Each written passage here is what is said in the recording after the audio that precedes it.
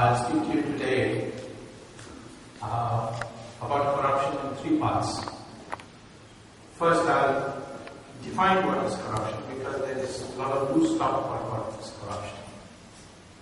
And the word is used quite loosely even to cover extortion, fraud, cheating, and all that. The second part I'll deal with why is corruption bad for the country. It's a multi-dimensional effect on the country. And finally, I'll briefly describe how we can cure ourselves, both in the short run and in the long run, of corruption. What is required to finish off corruption? Make it into you can always have little corruption, you can't eliminate 100%, doesn't matter. But in terms of these mega corruptions, they won't take place anymore.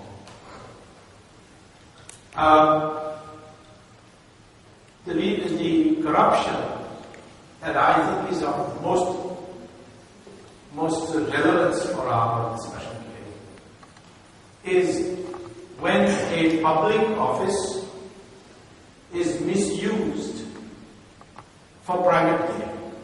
Private gain for yourself, private gain for somebody else, private gain for your family, or all of them together. The word is used quite loosely recently. The Congress General Secretary, Mr. Vijay Singh, said that Ramdev is corrupt because he accepts cash, which is black money. Of course, Vijay is an expert, he can look at a rupee note and tell whether it's black or white. But that is not corruption. Because if Ramdev accepts money, he has not misused any public office to receive that money. Suppose I'm a corrupt person and I carry cash in my pocket and I told a taxi and I then pay the taxi driver in cash. Now the taxi driver is not corrupt merely because he's accepted that cash. So therefore we must be very strict with this violence public.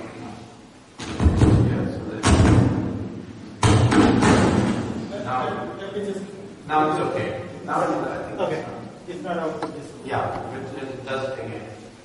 So therefore we must work within that framework of looking at public office and decide whether the public office is misused.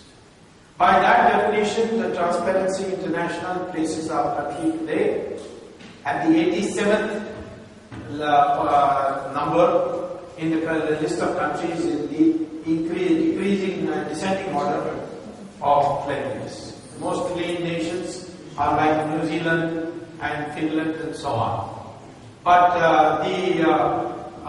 the most corrupt nations are to the bottom. China is a little above us. It's about 74. China is also a very corrupt country. Of course, in the case of China, we don't know the extent of that corruption. Because it's not a free society like ours. We have a full-fledged regional office of the Transparency International in New Delhi, which has freedom to go and find out, interview people and take sample surveys. In China, there is no independent office of Transparency International. There is an NGO which functions inside the Tsinghua University campus under great personal threats. And that's how they are able to get some data. When India started websites, a lot of Indian people starting websites, I paid a bribe. One website started becoming popular. A lot of people who paid bribes then said, I was supposed to pay a bribe. And these particular report. In China, this was imitated by some people. But then Chinese government moved in and closed down these sites. So still, I would say that broadly speaking, India and China have about the same level of corruption. And it's not a very good number to be in, considering that you want to be global powers. So that's the first thing I would like to say, that there's a misuse of public office. Then it is corruption. In the Setu Samudram, the office of the shipping ministry was misused to create a project. The project was what? To dig a canal on the ocean floor in the Park Strait and the Gulf of Mannar, so that ships, instead of going around Sri Lanka, when they come in from, say, Aden or from Africa, they have to go around Sri Lanka to go to Chennai. So instead of that, if a ship docks in, say, Tuticorin and then wants to go to Chennai, it should not have to go around Sri Lanka. So it was decided that they would dig a canal which will go through Chennai and then on to Kandahar. Now, the reason they had to dig a canal on the ocean floor was that the floor was too shallow. I mean, the water level was not enough. So if you bring a ship, it would sink into the ground, hit the ground, and therefore you had to build dig the canals on the ground. Now, this project, first of all, was objected to by me in the Supreme Court on the grounds that the way this canal was drawn up was deliberately to cut through Ramasetu. Ramasetu is not across from the Indian coast to the Sri Lanka coast. From the Indian coast to the middle of the Park Strait is an island called Rameshwaram Island, where you get where Rameshwaram, where the temple of Rameshwaram is. It ends in Dhanushkodi, and Dhanushkodi is where Ram did his puja, asking the waves, the water waves to part. He prayed to the Samudra Raja, saying, "Please part the waves." This one. Get this. Okay. I think that's better.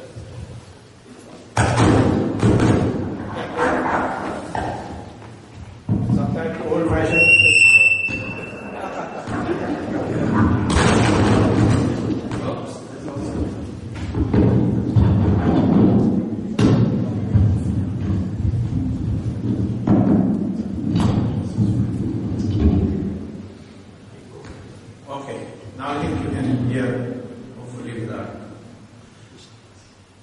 So therefore they decided to dig 11 meters into the ocean bed, through the ocean bed. And in Dhanushkodi, Ramsetu starts.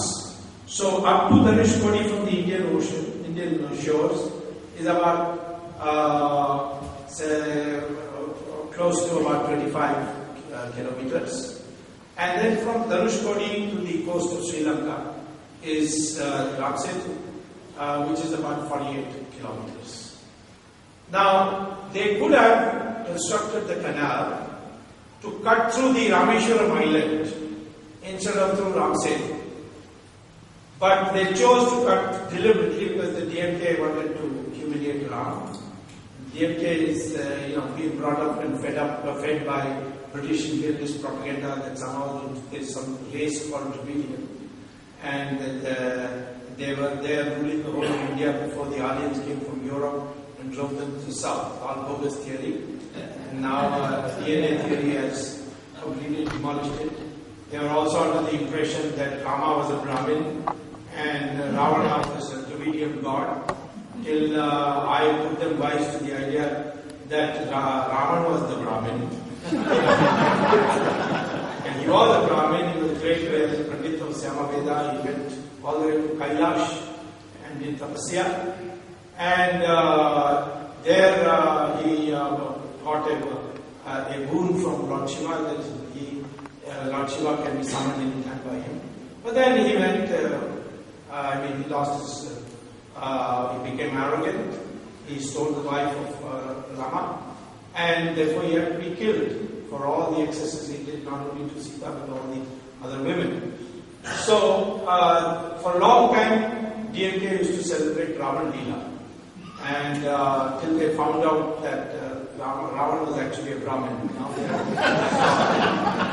Now they only they slander Ram, but that doesn't matter. They have lost their direction. But they they wanted deliberately to cut through. And Karnanidhi used to tell the Muslims that the Hindus broke Babri Masjid, I will break Ram Setu. Well, so that's why they chose this route. I urged them in the beginning, you take another route. But then they insisted on this route. I went to court, but not on the grounds that Rama Setu is being cut, but on the ground that the economic analysis shows that there is corruption in this project. And what is the corruption?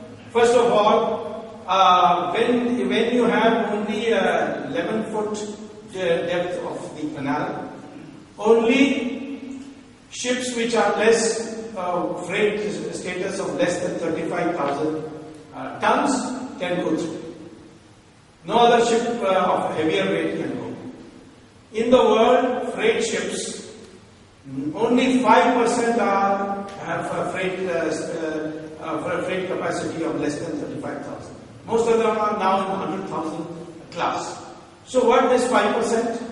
It turned out that the shipping minister's son had a trawler company whose ships were all less than 35,000. So it was to facilitate the ship minister's son. Second thing is that because it is not like Suez Canal where you are cutting through land, it was underwater. So the ocean would go on putting sand back. So every day, every week you had to dredge the sand out to clear the way. And that was a 1,000 crore project per year. And that project of dredging was given to Mr. T.R. Balu, who was the shipping minister's second wife. Most of the DMK people have more than one wife. So they consider that their status symbol. And the second wife's son also had to be given a contract. So he was given the dredging contract. So I showed that it's not economically feasible. In fact, it was a cheaper project. Come to Tuticorin, build that as a modern container port, put a railway line from along the coast all the way to Calcutta, and from the harbour, the containers can be picked up by the train and taken, and it's much cheaper. I showed that calculation. And in the end also, I also said about Ram Setu, because there is a section in our Indian Penal Code which says that anything sacred, held to be sacred by the people, by a very substantial number of people, cannot be damaged without incurring a criminal offence, without committing a criminal offence. That's section 295 of the IPC. So I quoted that to the judge before the Supreme Court judges, and that time the Chief Justice was Balakrishnan. He asked me, "Are you saying that you will file a case against me on this?" I said, "Not yet, because you have not yet ordered dismissal of my petition. If you order dismissal of my petition and then allow the Ram Setu to be cut, then I will say that you are also a party to this and file a case." I'm happy to say that he gave me a stay and ordered the government to find another route without cutting through the Ram Setu. Now, like this, there are projects below. But I picked 2G because it is the make or break of India. Because it has such ramifications. So when I'm taking the first point on the misuse of public office, I want to give you the example how this was done. Spectrum is a very vital resource for a country because it's a channel through which airwaves travel. And you know that there are 1G, 2G, 3G, 4G, like that, different generations, G standing for generations, of spectrum. And they have different frequencies. For the cordless phone, only the waves are long waves. They have very little frequency. And they carry your voice. Then you want your email to be carried, and you want your SMS to be carried, you want your MMS to be carried, you want your pictures to be carried, then it is 2G. And that has more cycles. If you want your video of you speaking and want to have a video on your phone of the person who takes the phone, then that is 3G. Like that, as you more information you want, you need a higher level of frequency. And for this, the sky has to be partitioned, and it becomes a scarce resource. Most people don't know what 1G, 2G, etc. is. In fact, once I met the Prime Minister in the Central Hall of Parliament, and I jokingly asked him, "Do you know what 2G is?" So he also knew what I was teasing him about. He said, "Most people think that I think 2G means Sonia G and Rahul G."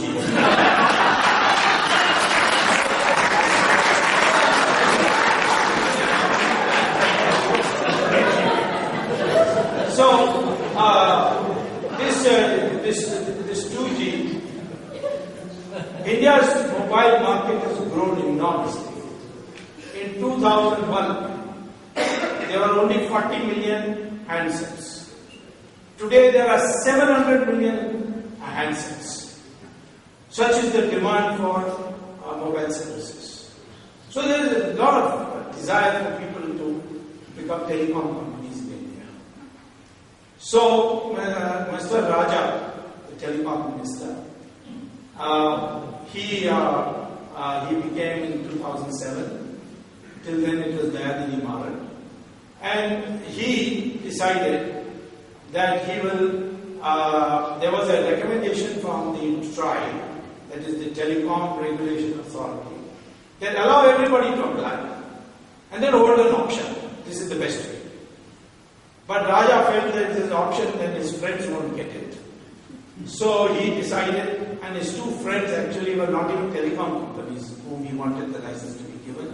One was called Swan Capital, which was a real estate company, and the other was called Unitech, which was also a Delhi-based real estate company, in which 20% of the shares are owned by Sonia Gandhi's son-in-law, Robert Vadra. So these two companies had to be given somehow, and if you help an auction, then they would not be able to compete because they had none of the minimum qualifications to get it. There are a lot of telecom companies, they didn't have a single tower. So where is the question? So what he did, one day he said, well, I am declaring a cut-off date of 1st October. He announced on 25th September of 2007. Why he announced on 25th September? It is because on that day, he made sure that his two friendly companies, Swan and Unitech, had applied. So he had some other mind and something else in his mind when he fixed this 1st October. So there was a big rush to apply, and 571 applications were received. Because India was divided into 22 parts, so each had to be a separate application. So large number of companies applied, and 571 applications came. And after 3 months and 10 days, Mr. Raja decides that on the 10th of January he issues a press release, not in the newspapers but in the ministry website, that I have now come to the conclusion that in the best interest of the country, the cut-off date should be 25th September. Now 3 months are over after 1st October.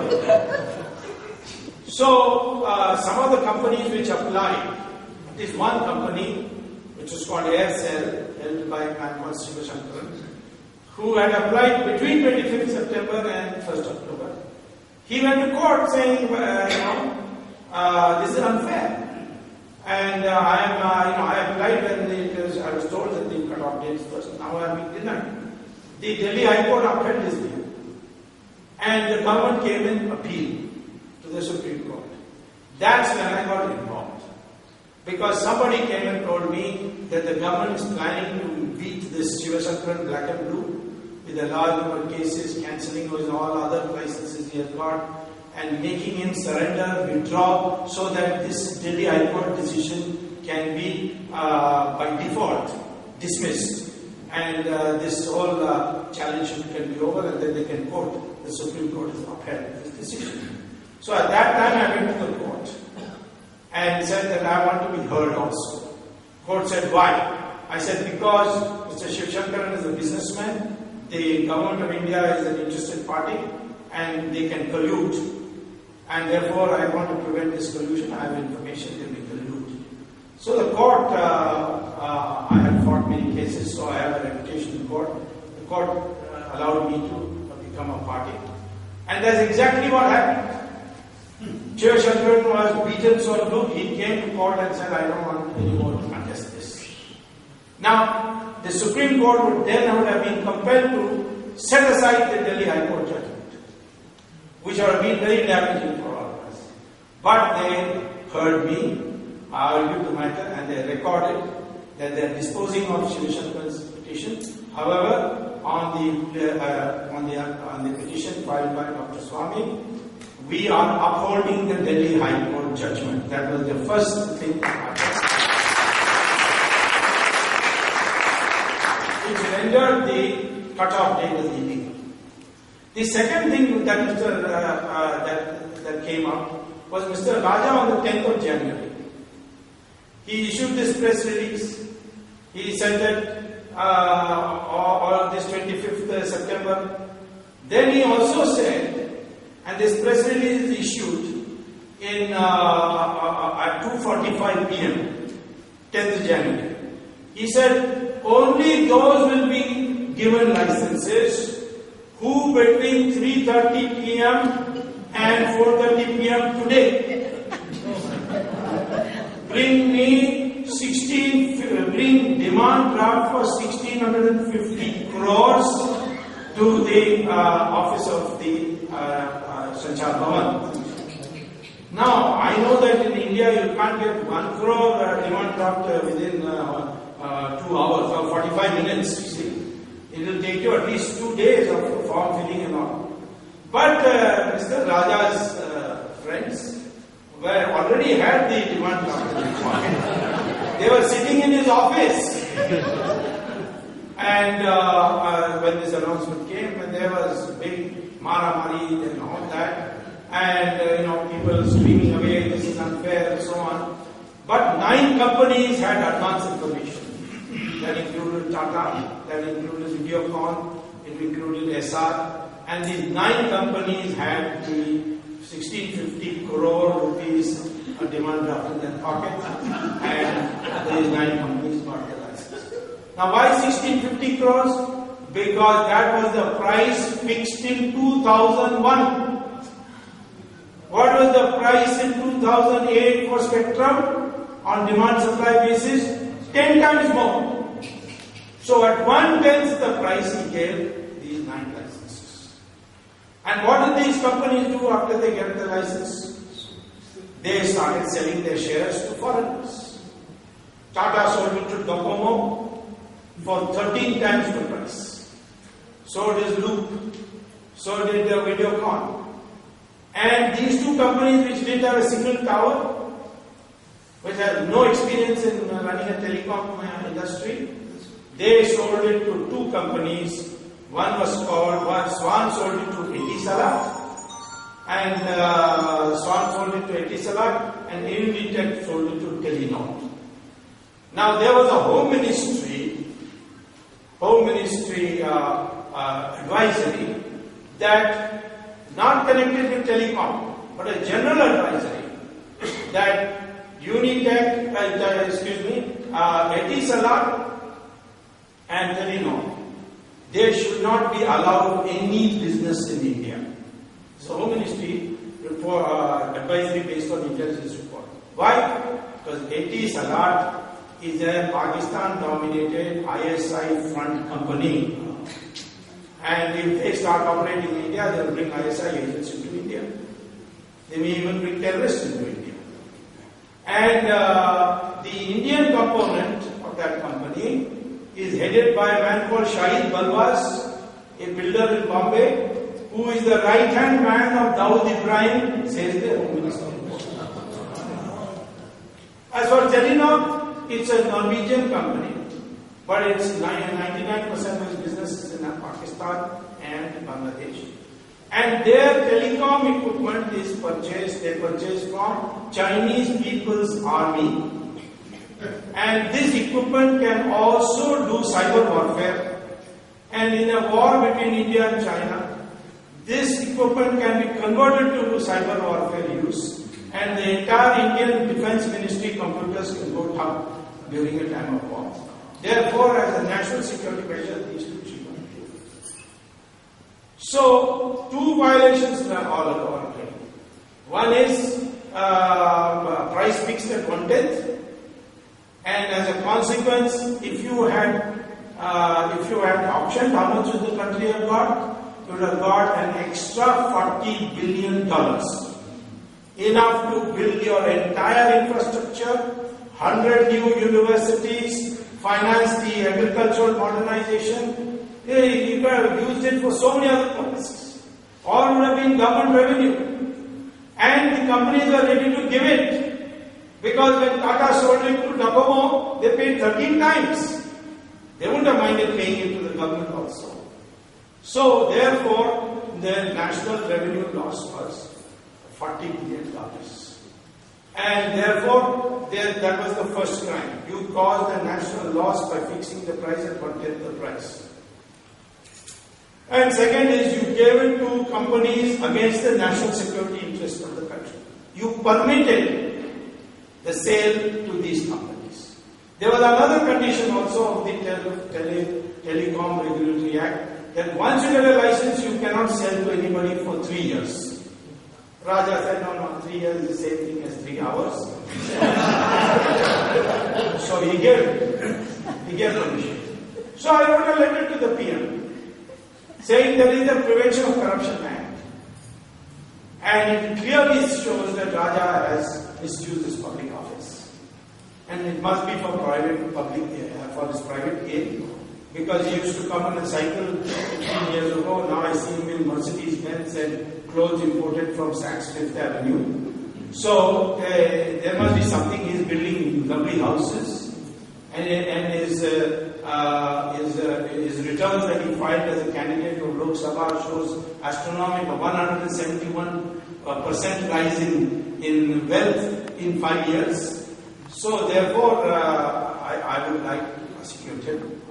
There is a provision in the Prevention of Corruption Act that any individual in India can initiate a legal process under the Prevention of Corruption Act, but because they don't want the public officials to be harassed, there has to be some vetting. So the person who would appoint or dismiss the employee, he should be asked permission or asked for sanction to prosecute.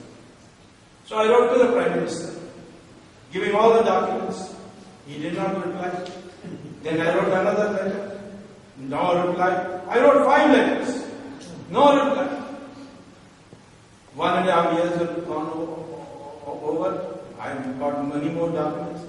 So finally I went to the Supreme Court. I must say, to the credit of our Indian Constitution, there is a provision in the Indian Constitution whereby you can go to the Supreme Court and say, government is not performing its statutory duties, so please allow me to perform those statutory duties on behalf of the government as a citizen of India. So I said to the Supreme Court, please give me permission to go and file this case. Supreme Court said, first we want to know why the Prime Minister did not reply to our letters. They are all well documented letters. So for the first time in the history of the world, a Prime Minister was issued a notice, file an affidavit why you did not reply to the letters of Dr. Swamy. Now, when you see Supreme Court asks you to file an affidavit, it usually means they don't trust your word. And it's a great slur on the Prime Minister. So there was an immediate halabaloo, the Prime Minister was resigned. But I took the stand, no, this Prime Minister should not resign. Why? People said, what's the matter with you? Just when you are about to win a major victory, you have thrown it away like this. I said, who will come in his place? The party is not going to select the next Prime Minister. It is Sonia Gandhi who is going to select the next Prime Minister. Why I should? And who's better than Manmohan Singh?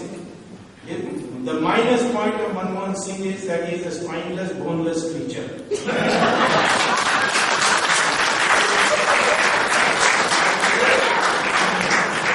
But the plus point is he's personally not taken any money. Now he goes, the next person will be corrupt and spineless both. So what is the point in bringing, let the whole thing go, but not Manmohan Singh alone. So that is my disagreement with BJP. They go on concentrating on Manmohan Singh. They concentrate on Sonia Gandhi. She is the person who did. Manmohan Singh is empowered under the law to give me sanction. But he has got another sanctioning authority above him. Sonia Gandhi, he has to get her sanction first to give me the sanction. Anyway, he filed an affidavit, and in that affidavit, he said that, the affidavit, he gave all the details. Every letter of mine he has written, very important letter, many facts in it, please advise. And the civil servants have written, nothing to be done. Ignore the letter. So this man didn't have the nerve to say to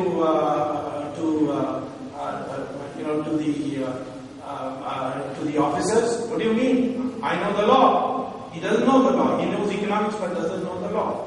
So therefore, anyway, I got permission. I went to court. And Raja went to jail. So Raja is today in jail. Then I found that Raja has a special friend. Her name is Kanimori. And I'm not going to define what special friend means, but she's a special friend. And she was a director of a company, television company. And that had suddenly got from this Shahid Balwas, Daud Ibrahim's man, suddenly it got 275 crores. So therefore, I said she has got to give an explanation now why she got that money. Because Shahid Balwas gave the money. It's a real estate company. He gets a telecom license. And then immediately afterwards they give it to a television company. Why? So they have to give an explanation. She couldn't give any explanation. She is also confident. Then I found out that Aircel, which had got the license, earlier license, this Dayanidhi Madan was minister at that time. He started getting the license earlier than 2G. He got a 1G license.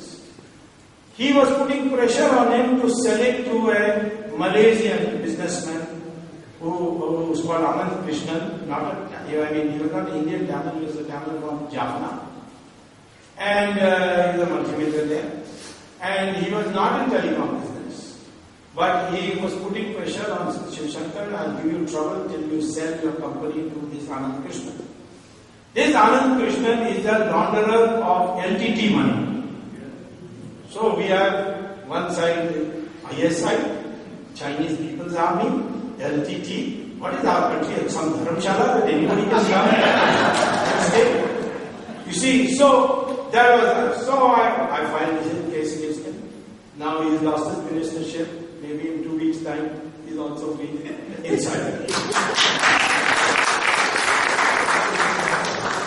Then you see, I too got a big surprise when the private secretary of Raja came to my house one night. His name is Acharya Ashirvadam. And he said, I am Ashirvadam, private secretary. Private secretary doesn't mean PA, it means it's a government, it's an IAS post. And he managed the administration of the minister's office. He said, I would like to talk to you. So I brought him in and he said, my conscience I can't bear. And I've suffered personal tragedies and I feel that somehow because I have committed sin, therefore I'm suffering, I'd like to become a whistleblower. And I got a whole lot of documents. And I made him then stand in the witness box as a CBI witness. He has given witness also. In the document I found that in 2006, at the urging of Dayanidhi Madan, the Prime Minister agreed that the price of spectrum will be decided not by cabinet but by two ministers, the finance minister and the telecom minister jointly. And the document showed that the 2001 price was not decided by Raja alone, but with the signature of Chidambaram also. He was finance minister. And Raja is in jail today because he fixed the price of 2001, but he didn't fix it alone. So why he should be alone in jail? So I find another petition.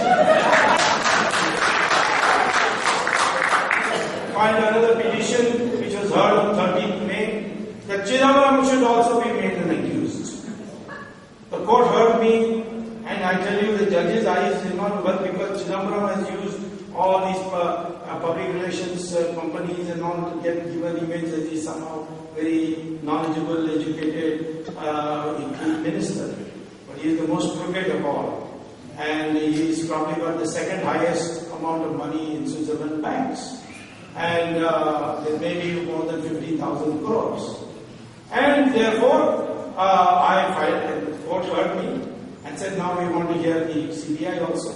So we will hear the next hearing in July. I said, well, in July I have to teach at Harvard. So please fix it for August. So they fixed it for 24th August. After that, Chidambaram will also go to jail. So many Madrasis have gone to jail that they have now started serving masala dosa and idli in the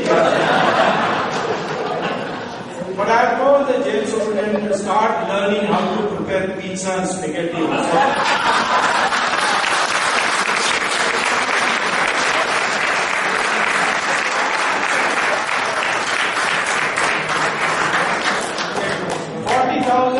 $40,000 crores, $40 billion lost to the country, but the bribe amount is 60,000 crores. And it has been shared 36,000 to Sonia Gandhi, 3,000 only for Raja, only 3,000 crores, small amount. 5,000 crores to Chidambaram. That makes it 8,000 plus 36,000, 44,000. Remaining 16,000 crores went to Karnamini. And justifiably because he's got 3 wives and a lot now. So this amount of money, what will you do with it? Many things, many ways you can do in the Indian economy with that money. Supposing I start buying luxuries left, right and center, like Raja has bought 6 Mercedes-Benz, beautiful house.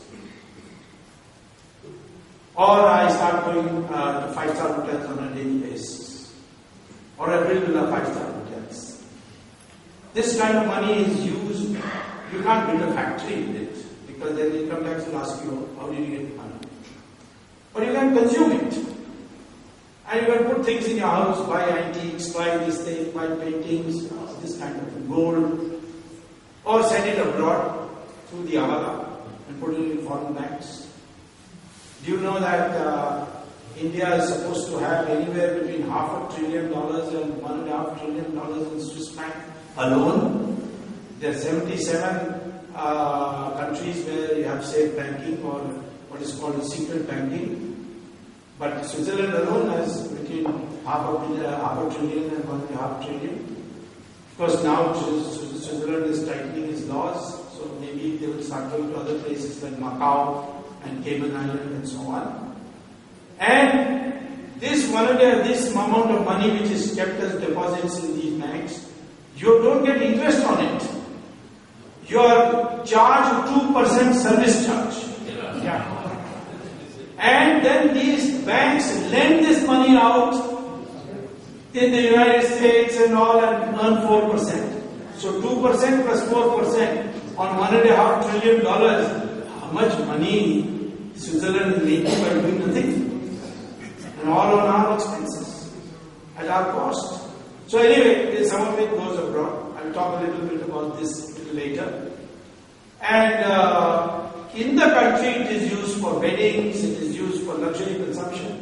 So all the investors say why we should produce for the common man, cloth, things like that. Let us go in for luxury goods production, because that's where the rate of return is very high. So the whole investment priority gets distorted. And today 70% of our investment is going directly or indirectly to producing luxury goods. In a country where you are showing that in 2 years 2 lakh farmers have committed suicide. How many people live in slums? So this is one negative factor. They use black money in property. You can't get a flat now in Bombay for 25 lakh rupees, decent flat. Every property price is shot up. So this is the second thing. Then there are other things that are also happening. You got your government has now said you can have forward trading in food grains and in vegetables and in sugar and all that. So with this cash you go to the farmer and say, don't send it to the market, or you go to the wholesale market and buy wholesale and put it in a godown. Prices will shoot up. And today inflation is growing at 16% per year, when our growth rate of economy is 9%. Now I teach in my class in Harvard that if the supply increases, then the prices will come down. But India has made my economics irrelevant. Prices are also going up and supply is also going up. So that is because of hoarding. Then there is another interesting development that has taken place. I believe that Sonia Gandhi complained to Chidambaram when he was finance minister, what is this Switzerland people, they are taking service charge, they are not earning on our money. So he said, I'll fix that. So he created a new financial derivative called participatory note.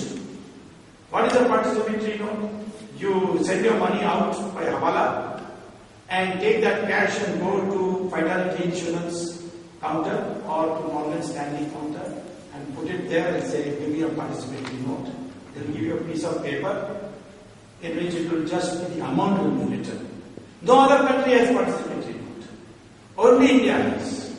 And you take that participatory note, you come back, give a copy to the Reserve Bank, and then you go and tell a mutual fund, please invest my money, and the stock market, you invest. And so many people are investing, the stock market shoots up. Then you sell at the peak, and the money, the rupees you get, you earn, you go to the Reserve Bank and say, now give me dollars, because the law says that participatory note, if used in the stock market, the gains from that will be converted automatically into dollar, into foreign currency. You take the foreign currency and go back. Of course, there is one problem, which Subramanian later fixed, that once you sell at that price, you have to pay capital gains tax. So, then that's a problem. So he invented a new law. He created a new law saying, if you come via Mauritius with a $1 company, just pay $1 and you can create a company in Mauritius. And that Mauritius company invests in the stock market, then poor Mauritius is a very poor country, so we want to be helpful to them. So no capital gains tax for that. So you are exempted from capital gains tax also. Today, Mauritius is the largest provider of foreign investment to India. A company which has nothing but beaches and gambling casinos, how you can invest more than the United States of America and Europe? It is because of this street. Tharapur committee was appointed for improving our financial system. The first thing that should be done is participatory notes should be scrapped. Ignore. SEBI, the Security Exchange Bureau chief said, Damodaran said, I think this participatory note is dangerous because, it's destabilizing the market. Removed from the post. Another man was brought in who kept his mouth shut. Then National Security Advisor said, participatory notes are being purchased by terrorists and they are earning on our stock market before blowing up Bombay. They are using our money to blow up Bombay. So this way, and what happened to the National Security Advisor? Governor of West Bengal. Now he's not there.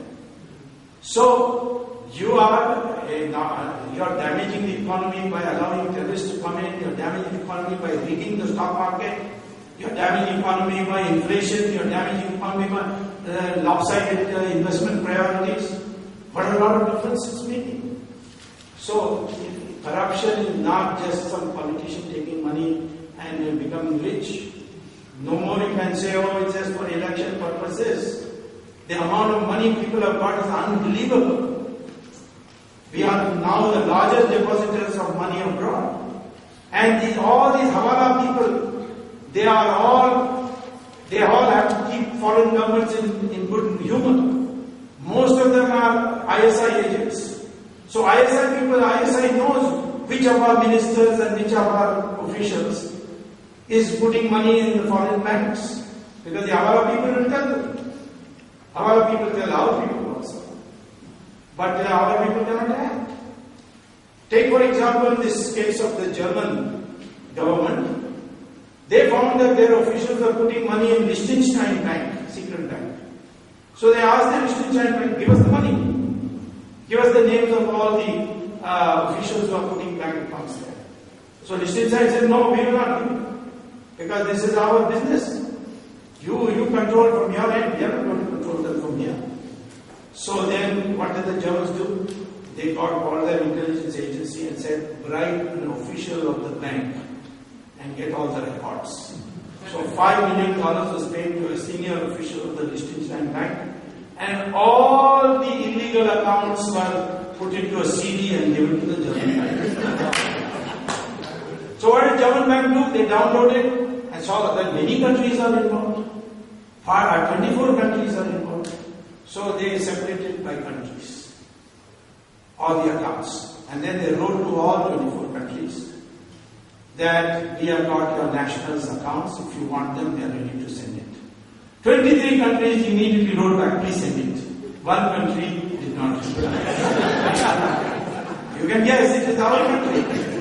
Did not write. So we went to the Supreme Court again. Supreme Court ordered the government, get it. And they got the names. Then having got the names, they sat on it. Supreme Court said, give us the names. They know this is now a matter of bilateral double taxation treaty and all. The Germans have got it by paying a bribe. Where is this double taxation treaty and all that? We haven't got it from Liechtenstein, we got it from Germany. And Germany has offered it to us. So there is a tug of war going on. The government is refusing to give the names. Because if there are 16 names in that, if it comes out, government will fall. And that's why I think midterm poll is coming, because the list will come. They can't stop it.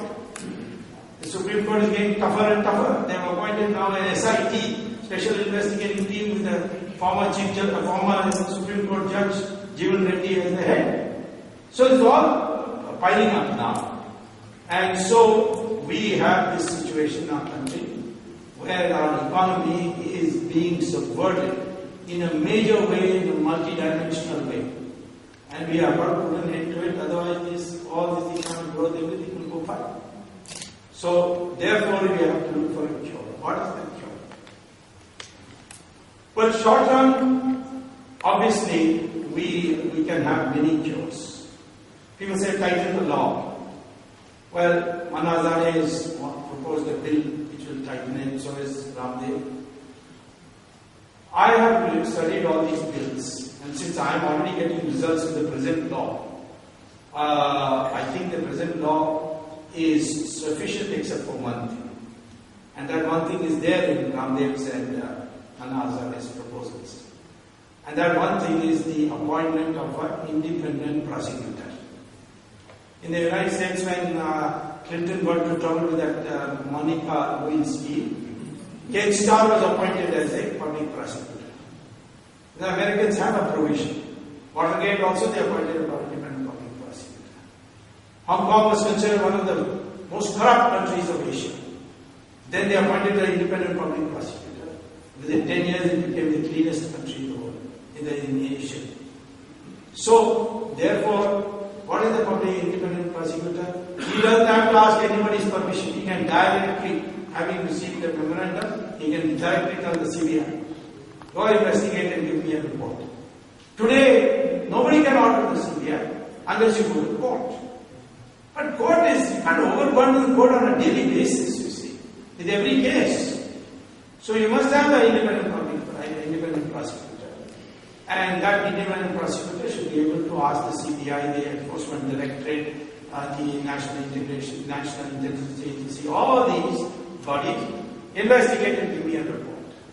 I will tell you the government has a report on everything through intelligence. The Americans after 9/11 have so perfected it that every banking transaction, even legitimate ones that I make for sending money to say my mother or my cousin or something, all gets recorded. It is online, it gets recorded in Fort Meade near Washington. And with a buzzword they can download it. You say Sonia Gandhi, then all the transactions of Sonia Gandhi is done. There are other ways also. You can find out who's having accounts. For instance, many of our politicians' sons are studying in the United States. They pay tuition fees how? A check. Where is the check from? Cayman Island, United Bank of Switzerland. So get the university to give you that how the tuition fees were paid, and you can catch them there. There are many ways to catch them. Our problem is the slow process, you see. Fortunately, this time the Supreme Court has played in history by telling the CBI, you are not to listen to the government, you only listen to us. And we'll hear petitions from Dr. Swamy, and we'll tell you what is to be done. So in this matter,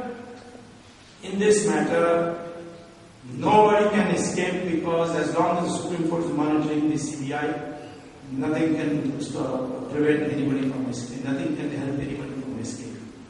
After Chidambaram, Mr. Robert Vadra will go. Then after that, Madame will also have to go.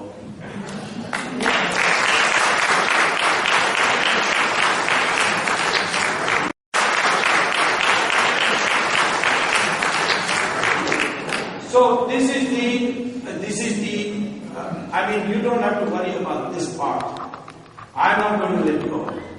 They are trying to frame me in some exhortation to kill Muslims and all. I haven't said the Islamic terrorists must be treated firmly, but they are desperate that somehow I should not be allowed inside courts when I return.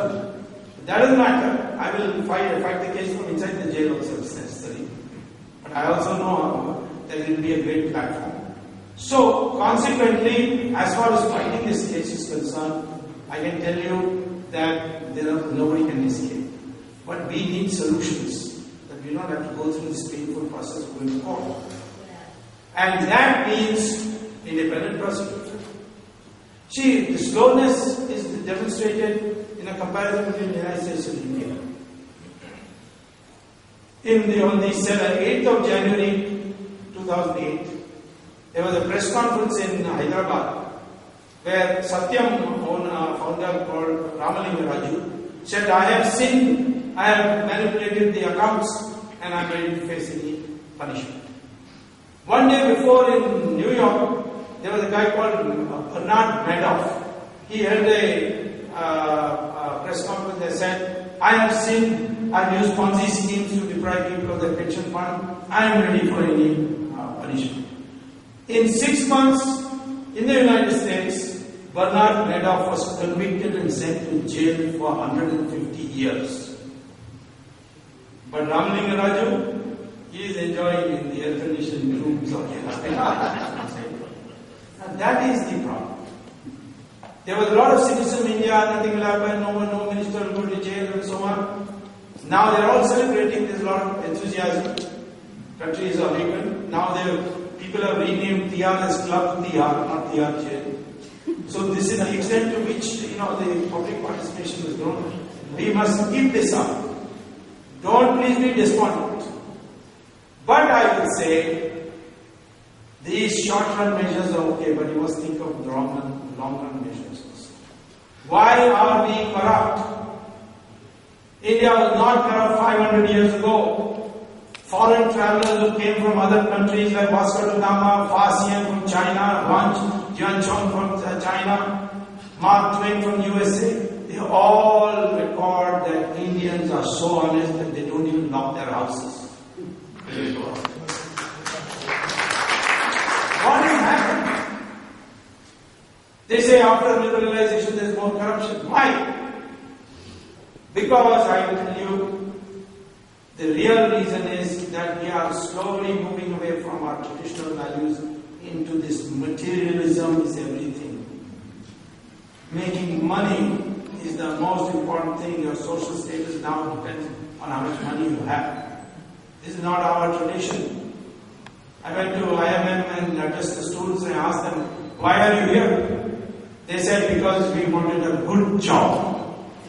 I said, you have no love for the theory of finance or the theory of marketing. You're here because you can make some money, want a good job. So he said, yes, that's what we want. We only want a good job, otherwise our name cannot be publicized in the Hindustan Times matrimonial column. Only if I say IIM, I will get a good dowry. This is what has happened to our society. This is not our society. I remember when I came as a student here to Harvard to do a PhD, my American classmate asked me, how could you Indians have accepted Mahatma Gandhi as your leader? So I said, why? In America you will not accept him as a leader? He said, in America if he comes, we'll put him in jail for indecent exposure. Because he was just wearing pizza cloth. What does Ramdev wear pizza cloth? You have to think, why is it that we all follow these people who are not even properly dressed? Look at the Pope, how well dressed he is. Look at Obama, how well dressed he is. Look at the Ayatollah of Iran, how well dressed they are. This is India, where we do not, the higher you go in social status, the less you have. That was the value on which the whole society was structured. Money was not the deciding factor. But slowly this globalization is slipping into that. Yes, if you, like Gandhi used to say, if rich people become trustees of society and they give philanthropy, Americans do it all the time, but we must do it. Because this material prosperity is not going to make you happy. Americans are now flooding all our ashrams. Sri Sri Ravi Shankar's ashram full of foreigners. Satya Sai Baba's, when he was at his birth, full of foreigners. Swami Dayananda is full of foreigners. Baba Ramdev. People are going in droves. People are not even discriminating. They think that any Swamiji is, can give them mental peace. In fact, even I get telephone calls, people who are not else.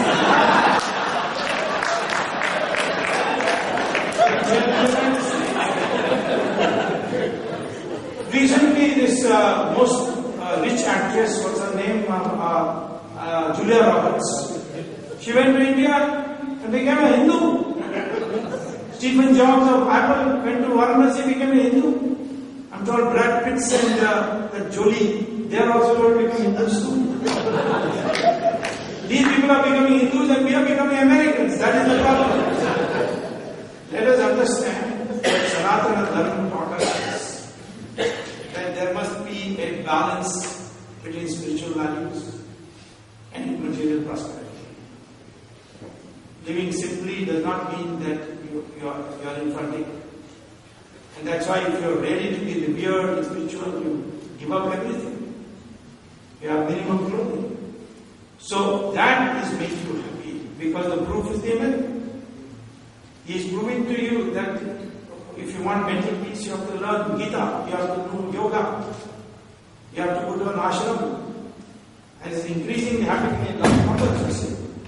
So I would say that I'm not saying go back to the old ways. I want a renaissance. Let us understand these foundations of our society, which made us the most honest people in the world 500 years ago. That foundation is Sanatana Dharma. And that means values. I'm not in a religion. Values that yes, acquiring wealth is not bad, but you must also look after others in society. You must engage in philanthropy, and you must not give social status to anybody just because he has money. And that's how the Varna system originally was created. Unfortunately, it is degenerated because it got connected to birth. Originally, when it was created, Rishi Bhrigu said there are 4 sources of power: knowledge, weapons, wealth, land. They should be decentralized. They should not be in one hand, not more than one. So if you have knowledge, you will not have weapons, you will not have wealth, you will not have land. If you have weapons, you cannot make policy. You have to ask those who have knowledge and defer to them. Give them status, invite them to the palace, fall at their feet, clean their feet. This is the kind of structure we were there. We were worked out. It was not with birth. Because if it was birth, then Veda Vyasa, who wrote the Mahabharata, his mother was a fisherwoman. Valmiki, who wrote the Ramayana, he was born in a Dalit family. And then Vishwamitra, who was a Rishi of Rishis, he was born in a Kshatriya family. Kalidasa, the greatest poet we produced, he was a hunter. Ravan was a Brahmin. But he broke the law. And a Kshatriya went and killed him, Rama. So the Brahmins didn't say, oh my God, this man has killed one of our Brahmins and turned him against Rama. This is what these fools of the Dravidian movement in Tamil Nadu didn't understand. They were celebrating Ramanina. Now, of course, you see, Karnataka doesn't talk about Rama anymore. He only abuses Rama. But one day he said, Swamy says in the Supreme Court, that Rama built Ram Setu. Is Rama an engineer? Which engineering college he got a degree? Next day he fell ill. He was admitted to Ramchandra Medical Hospital.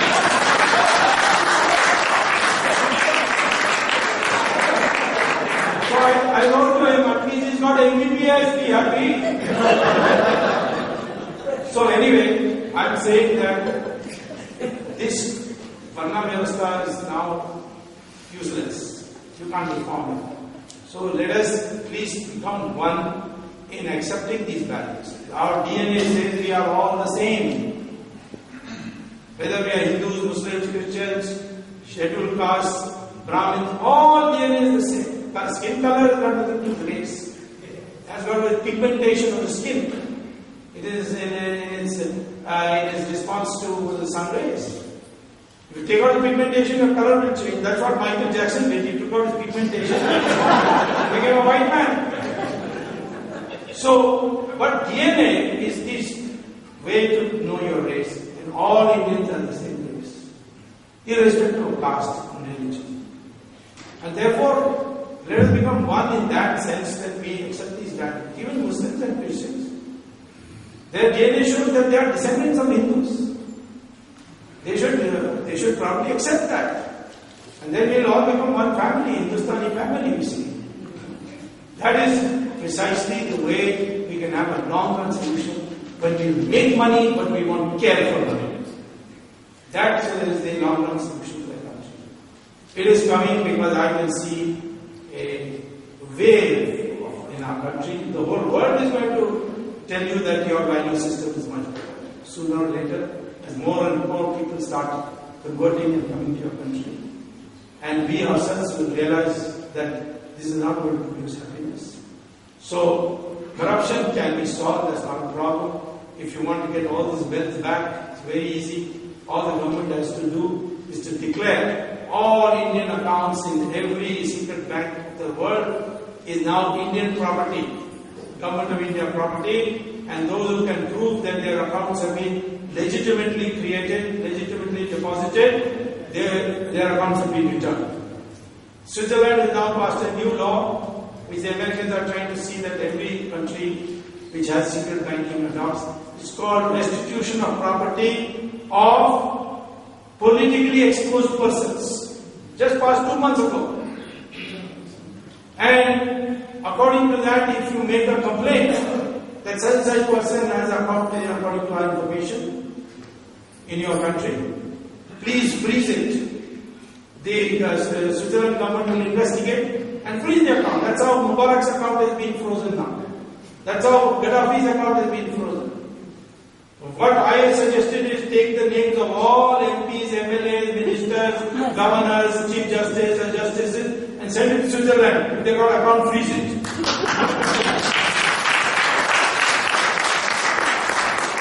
So these are not the issues. The fundamental issue is this mentality. Money. Money is everything. Make money, of course you must make money. But you should not be, should not make the goal of your life to make money. And that will be the way we can reconstruct our society. I am very encouraged by what is happening in India. We are bound to come out of the depths to which we are sunk. Otherwise, the national security in the country is not safe, our economy is not safe, our people are not safe. This money will enable, once you become crassly materialistic, money will make every value of yours subject to sale and will just prostitute the whole society.